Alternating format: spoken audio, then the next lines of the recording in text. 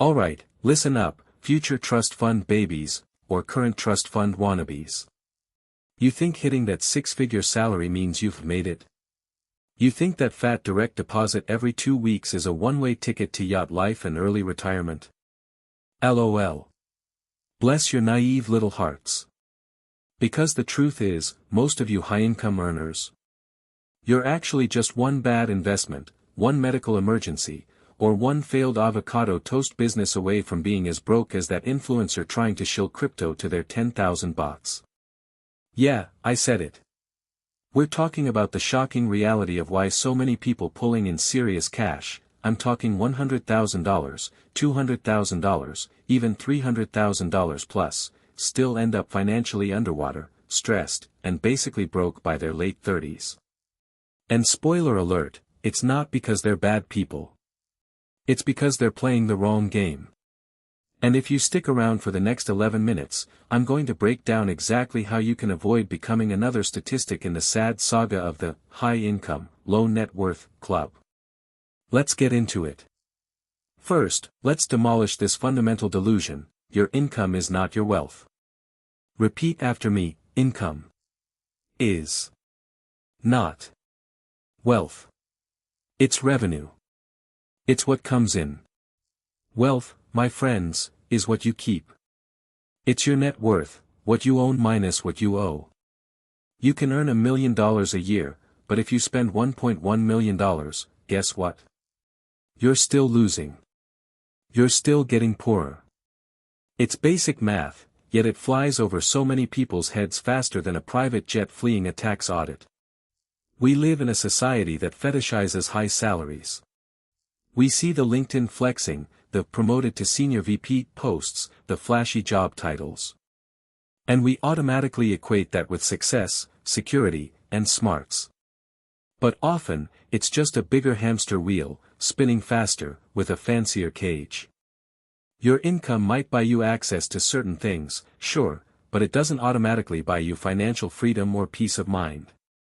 Without understanding the difference between earning big and keeping big, you're just a high-paid laborer for your own desires. Now, let's talk about the number one serial killer of high-income wealth, lifestyle creep, or as I like to call it, the upgrade trap.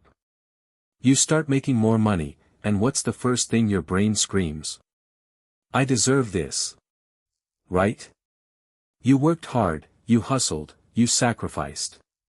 So, you deserve the nicer apartment, the new car, the designer clothes, the Michelin star tasting menu, the Bali trip, the Peloton you'll use 3 times.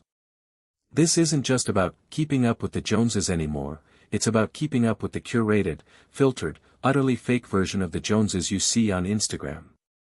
Every raise, every bonus, every promotion gets immediately allocated to a new essential. Your $3,000 apartment becomes a $5,000 apartment. Your reliable Honda becomes a BMW X5 on a 72-month lease. Your weekly grocery budget triples because now you're buying organic, artisanal, single-origin everything. Your coffee isn't just coffee, it's a $7 oat milk latte. And God forbid you wear the same outfit twice to a networking event, that's just an excuse for overpriced cocktails. This isn't just frivolous spending, it's a psychological shift. Your baseline for normal completely shifts upwards. What used to feel like a luxury now feels like a necessity. And because your income keeps rising, you never hit a wall until it's too late. You're just constantly chasing the next deserved upgrade, and your savings account still rocking that entry-level balance from 5 years ago. So, how do people fund this ever-escalating lifestyle? Ding, ding, ding. Debt.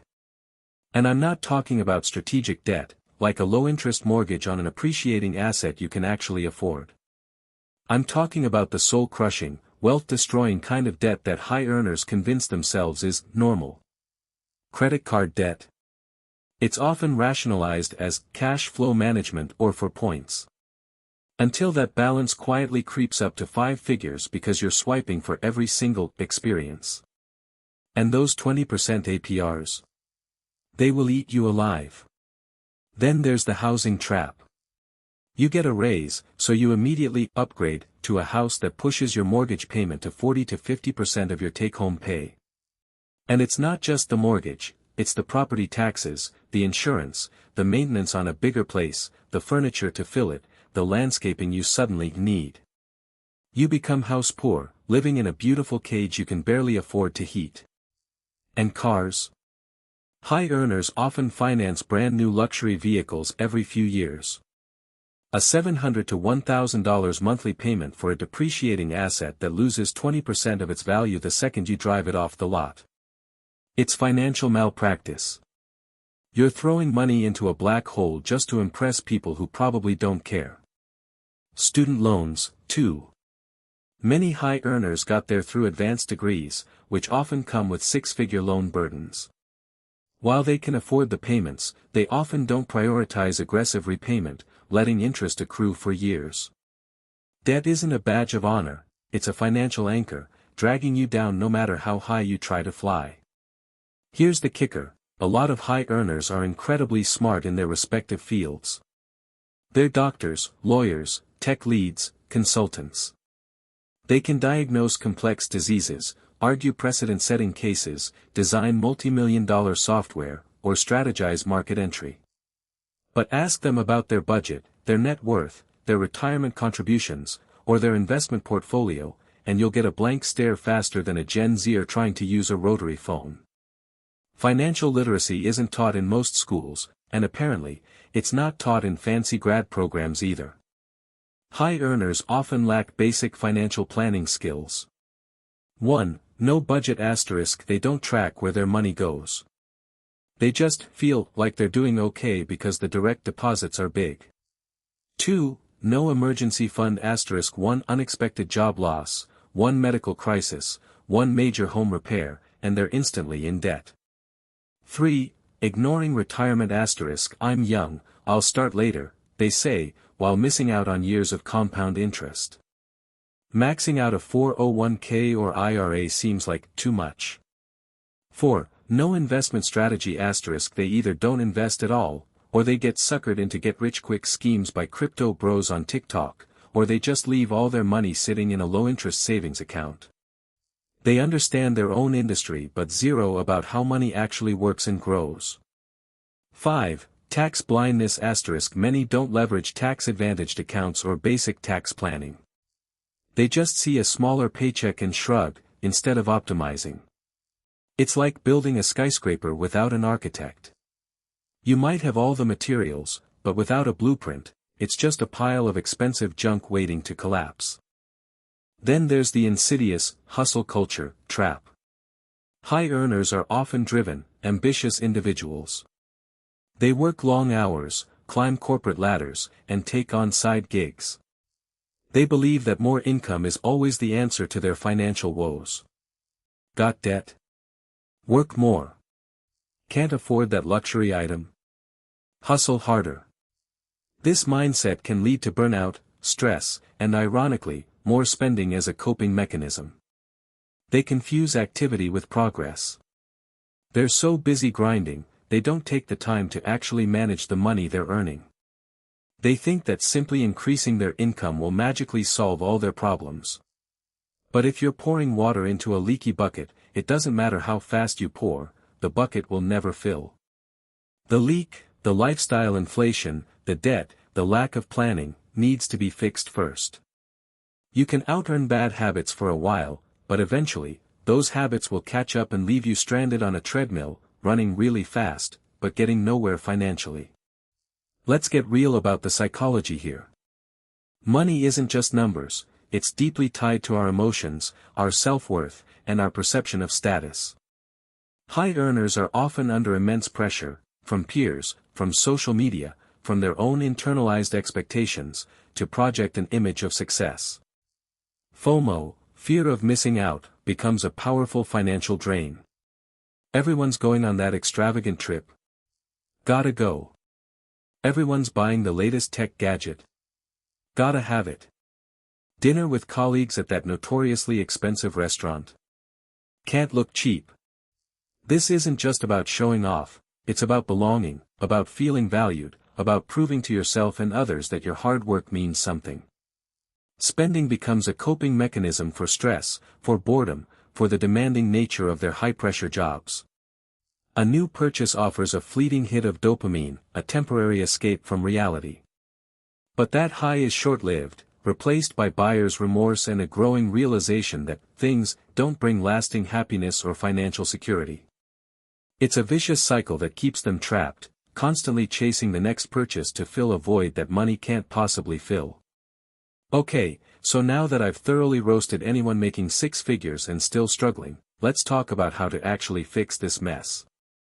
Because it's not about making less money, it's about being smarter with the money you do make. 1. Mindset shift: income is not equal to wealth. Focus on net worth ***. Stop bragging about your salary. Start obsessing over your net worth. Track it. Grow it. Make it your ultimate financial metric. Your salary is just a tool, your net worth is the scoreboard. 2. Aggressive, intentional budgeting, aka reverse budgeting. The old budget spreadsheet might feel too restrictive for high earners. So, let's flip it. Adopt a pay yourself first mentality. Automate savings and investments the second your paycheck hits. Set up automatic transfers to your 401k, IRA, brokerage account, and high-yield savings for your emergency fund. Decide what percentage of your income you will save and invest, aim for 20-30% plus of gross income, and then you can spend the rest, guilt-free. That's reverse budgeting. 3. Debt smashing strategy ***. Prioritize annihilating high-interest debt. Credit card debt first. Then personal loans. Then consider accelerating student loan payments. Every dollar towards high-interest debt is a guaranteed ROI, better than almost any investment. 4. Educate yourself, relentlessly ***. You're watching this video, so you're already on the right track. Read books. Listen to podcasts. Follow smart financial channels, like mine, Obvi. Understand compound interest, diversification, tax efficiency, and market cycles. Knowledge is power, especially when it comes to your money. Don't outsource your financial brain entirely, understand the fundamentals yourself. 5. Live below your means, on purpose ***. This is the game changer. It's not about deprivation, it's about intentionality. Choose where you want to spend lavishly and where you can cut back. Maybe you love fancy cars, so you choose to live in a slightly smaller house. Or you prioritize travel, so you cook more meals at home. The key is choice, not default spending. High earners can have a surplus if they simply choose not to spend it all. Don't let your income become your expense baseline. Maintain some financial slack, a gap between what you earn and what you spend. That slack is your freedom, your future, your peace of mind. 6. Invest smart, invest early, invest often ***. Your biggest asset isn't your income, it's your ability to earn and invest that income. Diversify. Play the long game. Don't try to time the market. Consistently invest in broad market index funds or ETFs. Let compound interest do the heavy lifting over decades. This is how actual wealth is built, not by buying another designer bag. So, there you have it. The brutal truth about why high income doesn't automatically mean high net worth, and why so many people pulling in serious cash still end up broke in their late 30s. It's not a lack of opportunity, it's a lack of discipline, a lack of financial education, and a relentless pursuit of the good life before they've even built the foundation for it. But here's the good news: if you're a high-income earner, you have an incredible advantage. You have the raw material to build massive wealth, faster than almost anyone else. You just need to stop playing the game society tells you to play and start playing the game that actually leads to financial freedom. Choose to be financially savvy. Choose to prioritize your future self. Choose to build wealth, not just burn through income. Because at the end of the day, that six-figure salary can either be a golden handcuff or a launchpad to true financial independence. The choice, as always, is yours. If this resonated, smash that like button, subscribe, and hit the notification bell so you don't miss my next dose of reality. And tell me in the comments, what's the craziest lifestyle creep you've seen or experienced? Let's all commiserate. See you next time, stay broke proof.